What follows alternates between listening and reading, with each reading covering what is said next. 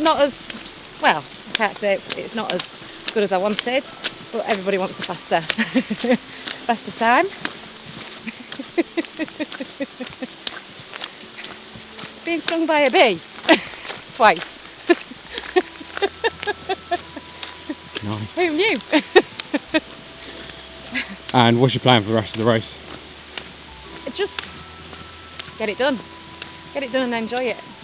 It's been brilliant seeing it in daylight, and even on a rubbish day like today, it's been really, I feel very fortunate, definitely. Yeah.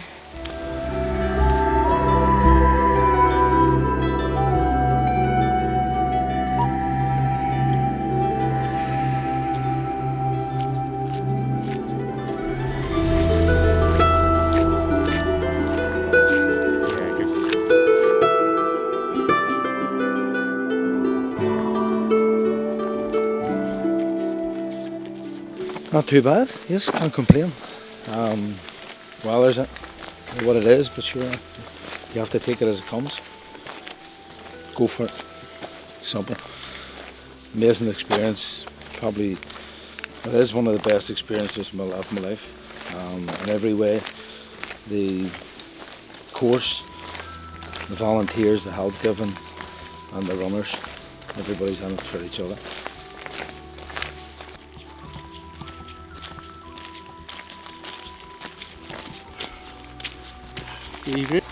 Dan Fenwick, and the racing is 1:45. Mostly it's been really enjoyable. The route's nice in most places.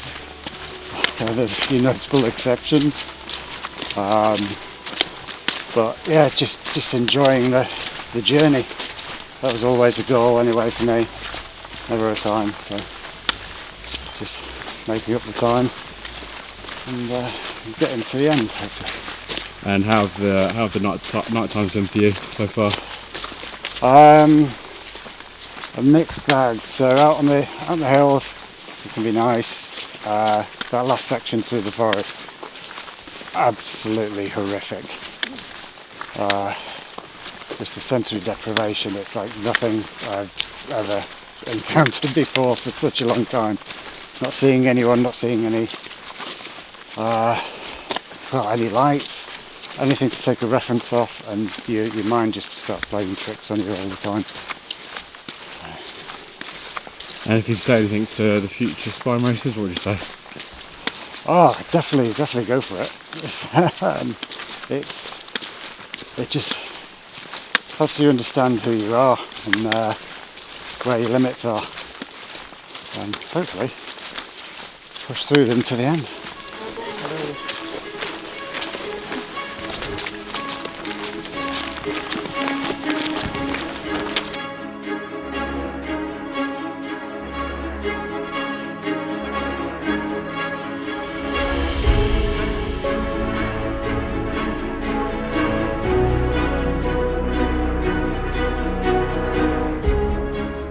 Your first time doing the spine, or is it first? It is for me, yes. Yeah, I did it last year in the summer. Wow. Well, I think it's kind of Will's fault that I ended up doing it.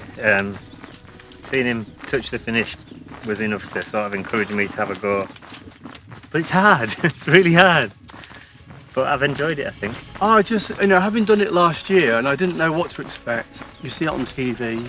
It's a long way, isn't it? 268 miles.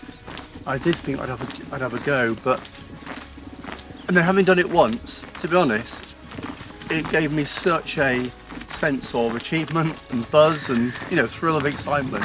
I was totally made up, so I wanted to see if I could actually manage it again. Just a big sense of achievement, I think. I came into it with no expectations. I thought if I get 100 mile or a couple of days out of it, it would be nice to be part of the spine. The whole thing really, but to sort of just keep going and get to the finish, I'm a little bit overwhelmed. Yeah, I bet. And have you got anyone waiting at the finish line for you? We should have.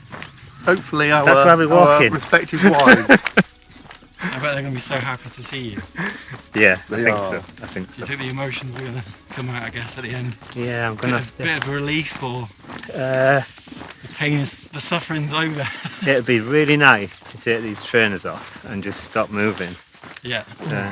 It would be nice though, just to give a big shout out. I'd really love to, for the organisers, for the marshals, The helpers, volunteers, the doctors, the medics, members of the public, all the people who take part, either actually have the guts to apply, for some reason may not have been able to complete on that, or actually get into the race, because it's just a wonderful, wonderful, wonderful experience to be part of. But none of it would be possible without the help and support of all of those different people all together. And So from start to finish, you're treated so well. you are. The volunteers can't do enough for you at all the checkpoints, and the little tuck shops on the way around the course, and the little honesty boxes and all that kind of stuff. It's just phenomenal.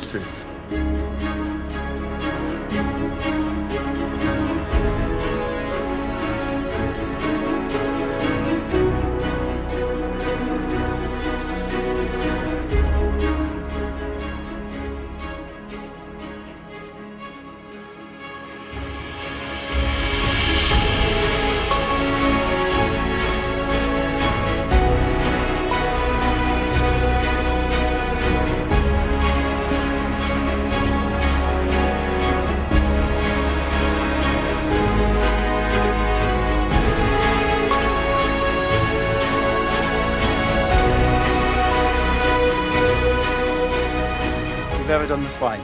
Yes, yeah, first time I've ever done any spine. So, And why would jumping you? at the deep end. It's a bit of an adventure, really. I don't think I knew why I signed up for it when I did, but it was definitely worth signing up for. It's been amazing, like really, your ups and downs, obviously. And there's been times where I've been like, I don't want to do this, I want to stop and I want to go home. But I'm so glad that I didn't, and I kept going. And I'm really, really glad to be at the end of it, but I'm also really, really sad that it's going to be done soon. And I'll probably want to come back as soon as possible, as soon as my feet are better. Coming down off Penny Gant, and just everything hurt, and it was dark and wet, and I think that was day 2, so I wasn't quite into it yet. I hadn't quite done enough to be committed, and that was when I really thought, you know what, this isn't for me. I'll just go home. But yeah, that would have been the low point. And what made you push through that? I think I just realised that I could. I think I spent the whole way down thinking, I can't do this, I can't do this, I can't do this. And then just kind of went, but you are doing it. So have you done anything to this calibre before then? No, not at all. I was meant to. I had a few things booked in, but then I injured my knee, so I couldn't do even that much training leading up to this. I had to do everything on the bike, so it was a bit of a, I was just glad to get to the start line and have a go, and I've just kept having a go, and now I'm here. I think I'm just really proud of myself. Like, I really didn't think I'd be able to do it, and I think definitely at the start I had that imposter syndrome, and then having like a second day where you're like, I can't do this, like I'm not fit enough, I'm not strong enough, this is insane, and then just keeping on finding out that I could do it again and again and again, and just that kind of confidence to go, yeah, you can probably do that. I don't want to walk anywhere for a while, and I'd like to wear slippers for a long time, please. That's it.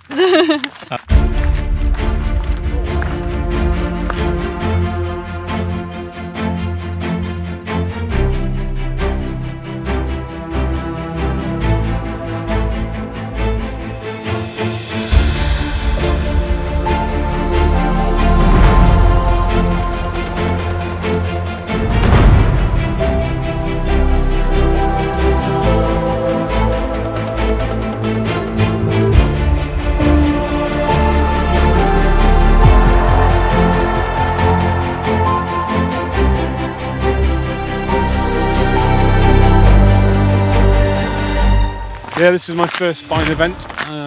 Yeah, straight to the big one. It's funny, I was thinking about this during the race.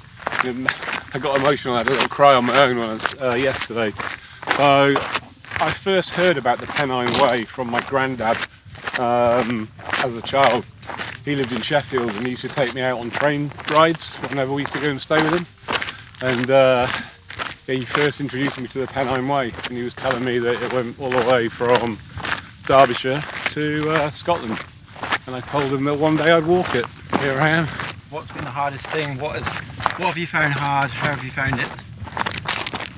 I like my sleep, and obviously there's a lot of sleep deprivation in this race to try and stay ahead of cut-offs and things like that. So I think day 2, I woke up in the checkpoint and was like, what am I doing? And then 30 seconds later changed the mindset, got out of bed, and the countryside we've been through have been incredible. And you don't often get to see so much in such a kind of condensed period. So, you know, seeing cauldrons out for the first time and things like that, you know, that's been incredible. And the places I want to now take my family to. Finishing's going to be quite emotional, I think. I don't often get emotional on ultras. You know, I did on my very first in 2010. I cried when I crossed the finish line. My friends still ribbed me for it, who were with me. I think this one might be one of those ones.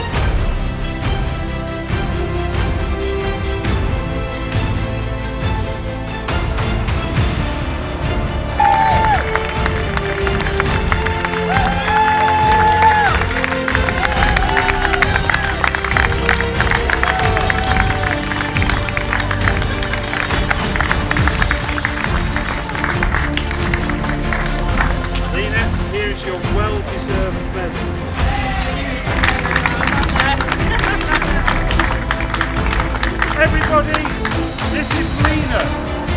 Lena has just completed the 268-mile Montane Spine Race.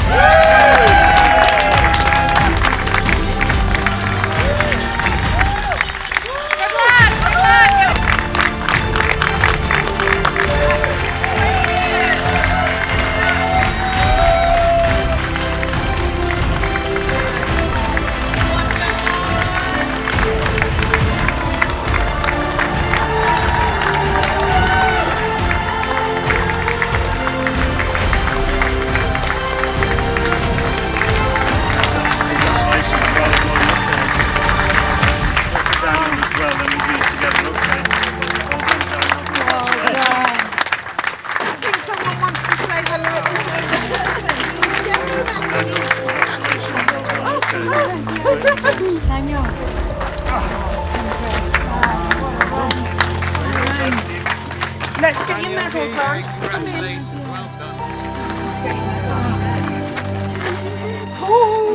Oh, so exciting, mate. Final 2 finishers of the 2026 Montane Spine Race.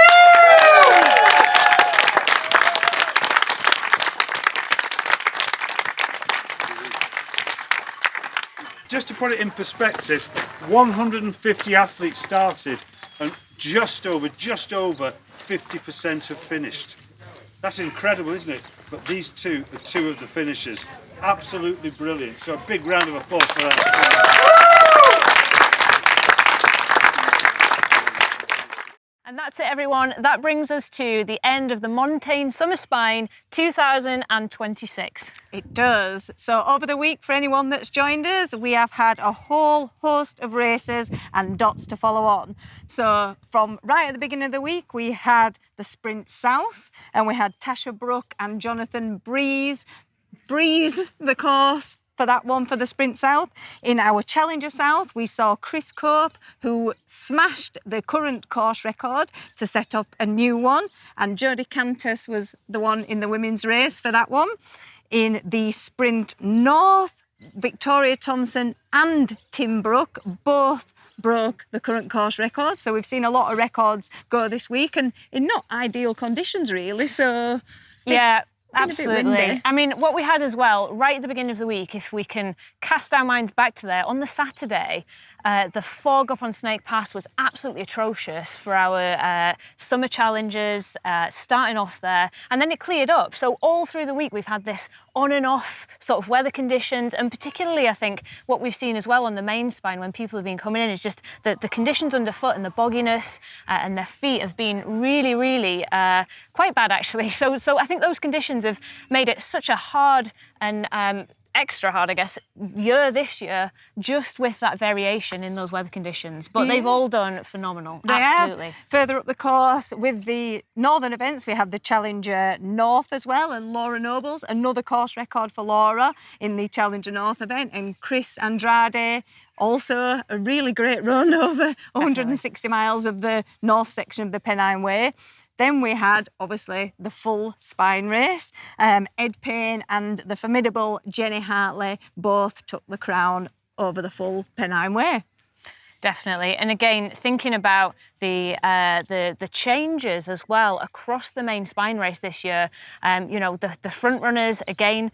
We saw, unfortunately, some of our athletes DNF a little bit earlier than expected. You know, just with those conditions, as I said, it was really quite muggy in the first instance, and I think that just took it out of quite a lot of people. So it was a real challenge this year. But again, seeing how our athletes really worked against those conditions. And really pushed through. It was just absolutely fantastic and really phenomenal. So as you said, some absolutely stellar performances. Yeah, 100%. At the back of a full spine race, we have Alan Cormack, and he's coming on his 5th summer spine finish. So he just keeps going back year after year. And I think, what is that, an accumulation of about 2,000 miles of the Pennine Way? Yeah. So a huge distance, you know, across all of those, all of those runs that he's done. Truly fantastic. Yeah. Really brilliant. Away from that, we want to say a massive thank you to all our volunteers. This event has hundreds and hundreds of volunteers that sign up. A lot of them come back year after year as well, and just dedicate so much time out of their lives to come and help on an event like this. And it just wouldn't run without those volunteers. Massively. So yeah, huge thank you to everyone that's been involved. And of course, Mel, you know, standout moments. Oh, standout moment.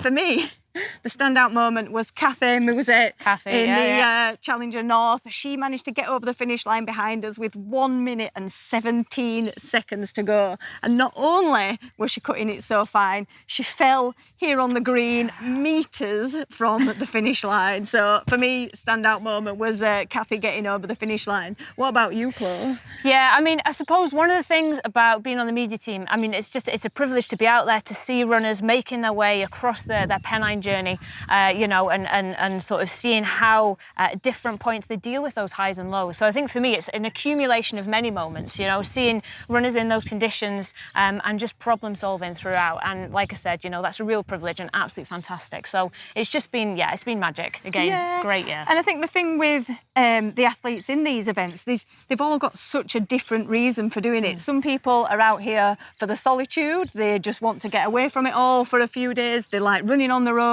They like to be on their own for most of the race. Other people, they want to do it for the community. We've seen some people, especially with the women, they tend to pair up into twos. So they like to do it for the company and for the community and for the volunteers. So it's just such a different array of reasons that people do this event, and they keep coming back to it. Definitely. There's also, we have people raising money for charity. Quite a lot of people tend to do it for charities, don't they? Different reasons, or people also just want to do it just because they enjoy it. For some reason, they enjoy slogging themselves along the Pennine Way year after year. So that it's just great to see that everybody's just here and taking on this challenge for so many different reasons. For some people, this is one of many events that they'll take on. They love the long distance. They'll do maybe 4 or 5 of these a year, and it's in sort of a long list of events that's a bucket list race. For other people, this will be the accumulation of years and years of training and dedication. It'll be a one-off event for them, and they might never come back to the Spine again, but yeah, everyone's just got the different reasons for being out there on the Pennine Way. And we thank everybody that puts a comment on the Spine Mail and cheers these athletes on. We've had so many comments, people following the dots and just helping our athletes towards the finish. Exactly, and that's the thing. I think, you know, as you've said, that spectator aspect, the dot watching, huge kudos. It's a sport in itself. Massively, huge kudos to everyone who's watched along, because, you know, 2 o'clock in the morning, we've seen people come through with Spine Mail, we've seen people comment, all hours of all the day. And, you know, when you see a spine racer and they're sat in a checkpoint and they're reading that mail, they're looking at the comments, and again, it's 6 o'clock in the morning when everybody else you think is asleep, it makes such a difference to that experience. So, as Mel said, huge thank you to everyone. It's been a phenomenal year, and we've truly appreciated and loved every second of it. We have, and following that, we will be back in Edale in January for the 2027 edition of the Winter Montane Spine event. See you there.